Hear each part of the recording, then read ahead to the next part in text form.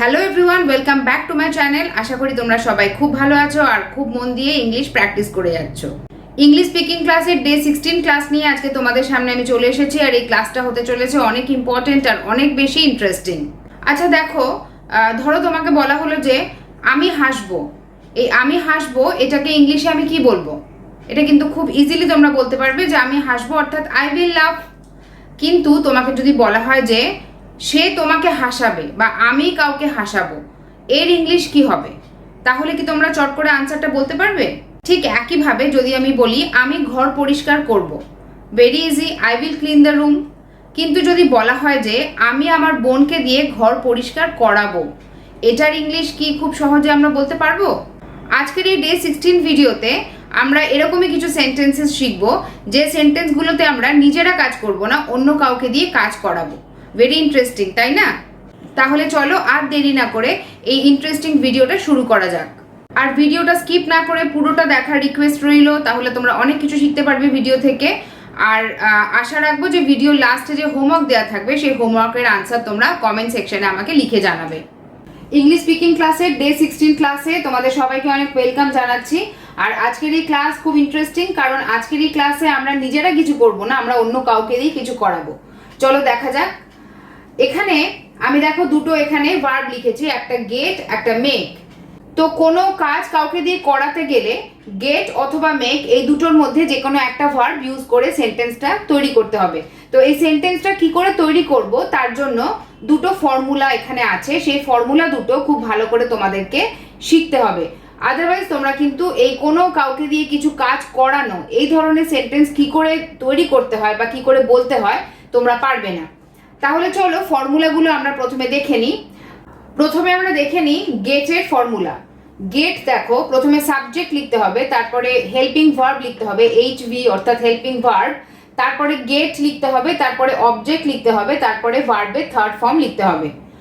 আর make, এরপরে make, এই মেকের আমরা ফর্মুলাটা দেখে নিই। মেকের ফর্মুলা হচ্ছে সাবজেক্ট লিখতে হবে, তারপরে হেল্পিং ভার্ব লিখতে হবে, তারপরে মেক লিখতে হবে, তারপরে অবজেক্ট লিখতে হবে, তারপরে ভার্বের ফার্স্ট ফর্ম লিখতে হবে। এই দুটো ফর্মুলা, যেহেতু আমি শুধু ফর্মুলাগুলো লিখেছি, আমি কোনো এক্সাম্পল এখনো তোমাদের দিইনি, সেই কারণে এখনো পর্যন্ত তোমরা এটা ক্লিয়ারলি বুঝতে পারবে না। আমি এক্সাম্পল দিয়ে যখন বোঝাবো তখন এই বিষয়টা তোমাদের কাছে ক্লিয়ার হবে।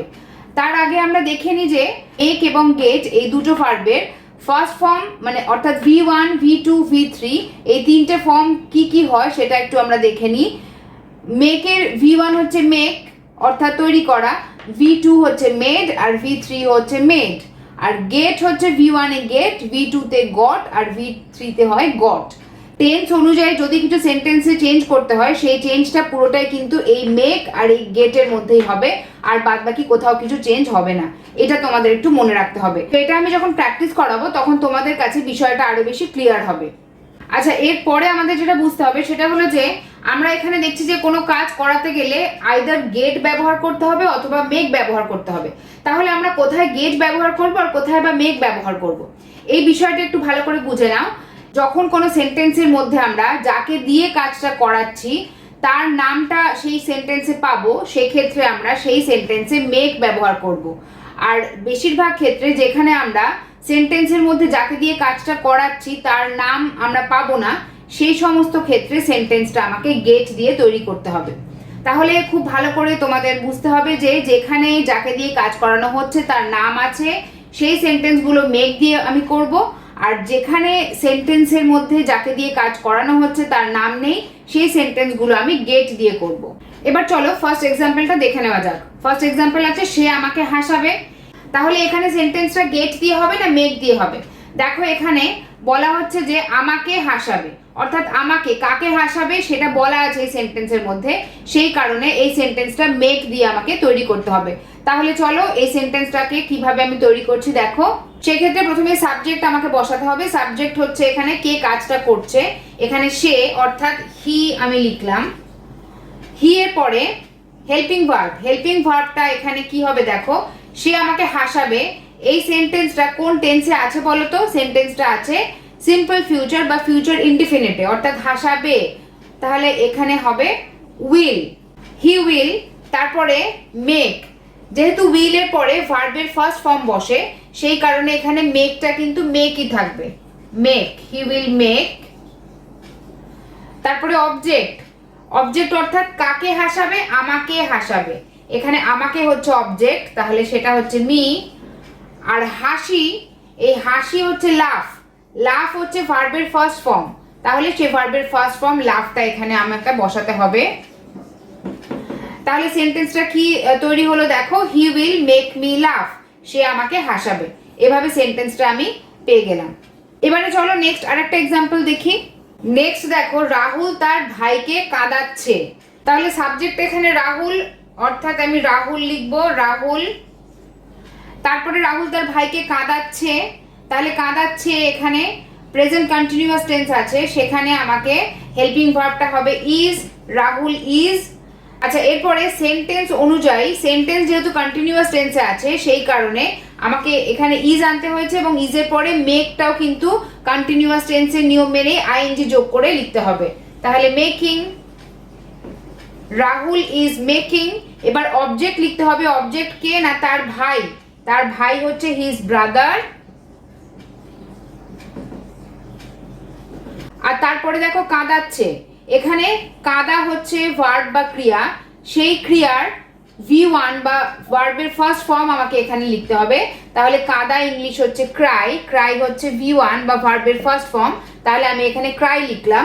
তাহলে সেন্টেন্সটা কি হলো, Rahul is making his brother Cry, Rahul তার ভাইকে কাঁদাচ্ছে। ক্লিয়ার হয়েছে? আচ্ছা, এবার নেক্সট এক্সাম্পল দেখো, সে আমাকে দিয়ে ঘর পরিষ্কার করিয়েছে। তাহলে এখানে আমাকে দিয়ে ঘর পরিষ্কার করিয়েছে, এখানে গেট হবে না মেক হবে, দেখো কাকে দিয়ে কাজটা করিয়েছে সেটা বলা আছে, আমাকে দিয়ে, তাহলে এখানে মেক হবে। এই মেক, এই যে রুলটা আছে ফার্স্ট রুল, এই রুলটা দিয়ে আমাকে সেন্টেন্সটা তাহলে তৈরি করতে হবে, ভেরি সিম্পল। তাহলে এখানে প্রথমে সাবজেক্ট হচ্ছে সে, মানে আমি হি লিখবো, হি, তারপরে ঘর পরিষ্কার করিয়েছে, করিয়েছে অর্থাৎ এটা কোন টেন্সে আছে, প্রেজেন্ট পারফেক্ট টেন্সে, তাহলে এখানে হ্যাজ হবে, তাই তো, হ্যাজ, হি হ্যাজ। তারপরে এখানে হ্যাজ হয়েছে বলে হ্যাজ অনুযায়ী এই মেকটারও চেঞ্জ করতে হবে, তাহলে মেক, মেকের থার্ড ফর্ম বসবে, তাই তো, হ্যাজের সঙ্গে আমরা জানি যে ভার্বের থার্ড ফর্ম বসে, তাহলে এখানে মেড বসবে, মেক, মেড, মেড, এই যে ভার্বের থার্ড ফর্ম, তাহলে আমি এখানে লিখবো মেড, হি হ্যাজ মেড। তারপরে অবজেক্ট এখানে লিখতে হবে, তাহলে কাকে দিয়ে করাচ্ছে, আমাকে দিয়ে, তাহলে আমাকে হচ্ছে এখানে অবজেক্ট, তাহলে made me, he has made me. এবারে সে কি করিয়েছে, আমাকে পরিষ্কার করিয়েছে ঘরটা, তাহলে ভার্বের ফার্স্ট ফর্ম হচ্ছে পরিষ্কার করানো অর্থাৎ ক্লিন। আর কি পরিষ্কার করিয়েছে, ঘর, দ্য রুম। তাহলে সেন্টেন্সটা কি হলো দেখো, he has made me clean the room, সে আমাকে দিয়ে ঘর পরিষ্কার করিয়েছে। ক্লিয়ার হয়েছে? তাহলে এখানে আরেকটা সেন্টেন্স দেখো, আমি ঘর পরিষ্কার করাচ্ছি। এখানে ঘর পরিষ্কার করানোর কাজটা আমি কাকে দিয়ে করছি সেটা কিন্তু বলা নেই, সেক্ষেত্রে এখানে এই সেন্টেন্সটা আমাকে গেট দিয়ে করতে হবে, তাই তো। তাহলে এখানে গেট অর্থাৎ রুল নাম্বার 2 যে আছে সেইটা অনুযায়ী আমাকে এই সেন্টেন্সটা তৈরি করতে হবে। তাহলে প্রথমে সাবজেক্ট, সাবজেক্ট হচ্ছে আই, এরপরে ঘর পরিষ্কার করাচ্ছে অর্থাৎ এখানে প্রেজেন্ট কন্টিনিউয়াস টেন্সে এই পুরো সেন্টেন্সটা বলা আছে, সেক্ষেত্রে আই এর সাথে আমাকে এম লিখতে হবে, যেহেতু কন্টিনিউয়াস টেন্সে এম, ইজ অথবা আর বসে, সেজন্য আই এর সাথে আমাকে এম বসাতে হচ্ছে। এরপরে আই এম, তারপরে দেখো গেট আছে, গেটটা তাহলে এখানে কন্টিনিউয়াস টেন্সে আইএনজি যোগ করতে হবে, I am getting, GETTING, getting, I am getting. এরপরে অবজেক্ট বসাতে হবে, এখানে অবজেক্ট অর্থাৎ আমি কি পরিষ্কার করাচ্ছি, ঘর পরিষ্কার করাচ্ছি অর্থাৎ ঘর, I am getting the room. এরপরে পরিষ্কার করা হচ্ছে ক্লিন, ক্লিনের থার্ড ফর্ম বসাতে হবে, V3 অর্থাৎ ভার্বের থার্ড ফর্ম, পরিষ্কার করানো হচ্ছে ক্লিন, তাহলে ক্লিন, ক্লিনড, ক্লিনড, ক্লিনড হচ্ছে ভার্বের থার্ড ফর্ম, তাহলে এখানে আমাকে লিখতে হবে cleaned, CLEANED, cleaned. I am getting the room cleaned, I am getting the room cleaned, আমি ঘর পরিষ্কার করাচ্ছি। ক্লিয়ার হয়েছে? আচ্ছা, এর পরের সেন্টেন্স দেখো, সে চুল কাটিয়েছিল, সে চুল কাটিয়েছিল অর্থাৎ চুল কাটানোর কাজটা সে কাকে দিয়ে করিয়েছে সেটা কিন্তু এখানে বলা নেই, শুধু বলা আছে যে সে চুল কাটিয়েছিল, তাহলে এখানে এই সেন্টেন্সটাও কিন্তু গেট দিয়ে করতে হবে। তাহলে গেট অর্থাৎ রুল নাম্বার 2 এই অনুযায়ী আমাকে সেন্টেন্সটা ফ্রেম করতে হবে। তাহলে দেখো প্রথমেই সাবজেক্ট বসবে। সাবজেক্ট এখানে কে না হি, সে, হি আমি লিখলাম। তারপরে কাটিয়েছিল অর্থাৎ এই সেন্টেন্সটা সিম্পল পাস্ট বা পাস্ট ইনডিফিনিটে আছে। পাস্ট ইনডিফিনিটে কোনো হেল্পিং ভার্ব হয় না, সেই কারণে আমি এই জায়গাটা বাদ রাখবো। তারপরে দেখো গেট আছে, তাহলে এখানে গেটের ভার্ব টু মানে V2 ফর্ম এখানে লিখতে হবে। গেট অর্থাৎ গট আমি এখানে লিখবো সিম্পল পাস্ট বা পাস্ট ইনডিফিনিটের নিয়ম অনুসারে আমি V2 ফর্মটা লিখবো গেটের। তাহলে হি গট, এবার অবজেক্ট লিখতে হবে অর্থাৎ চুল, হি গট হিজ হেয়ার। তাহলে হিজ হেয়ার, এখানে আমি যদি শুধু হেয়ার লিখতাম তাহলে সেন্টেন্সটা একটু খাপছাড়া লাগতো। তাহলে এখানে লিখতে হবে যে সে তার চুল কাটিয়েছিল, তাহলে হি গট হিজ হেয়ার। এরপরে কাটানো হচ্ছে কাট, তাহলে কাটের থার্ড ফর্ম হচ্ছে কাট, কাট কাট, মানে কাটের V1 ও হচ্ছে কাট, V2 ও কাট আর V3 ও কাট। তাহলে সেই ক্ষেত্রে এখানে কাট লিখবো আমি।